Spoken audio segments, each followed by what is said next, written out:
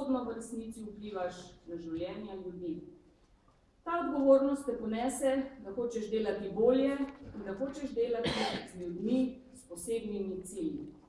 Čutila sem to odgovornost, ko sem šla z jasno obljubo k rudarjem v trboveljski rudnik, ko sem peljala mlade podjetnike na uradni obisk v Nemčijo, ko sem z mornarji plula na Triglavu na jugu Italije, ko smo našli način, da ne potonemo v bančni luknji in ko smo z vojaki pomagali zgledom prizadetim ljudem.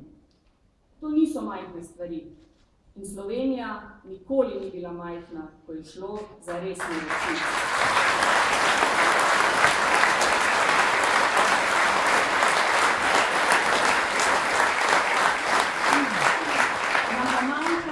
Nam pa manjka te skupne energije, manjka nam resničnega zavezništva.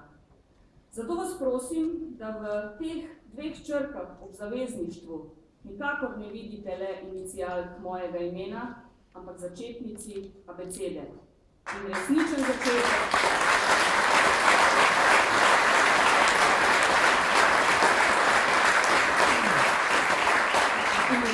začetek nečesa novega.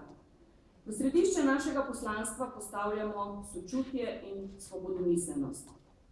Politično hočemo ohraniti tako socialno kot liberalno noto, a zelo jasnima poudarkoma. Sočutje mislimo na tisti temeljni čut za sočloveka, mladega in starega, moškega in žensko, ki ga v sodobnih družbenih teorijah in praksah soodvisnosti najbolje povzame oznaka solidarnost. Kar pomeni, ne morem imeti več, če gre to v škodo drugega.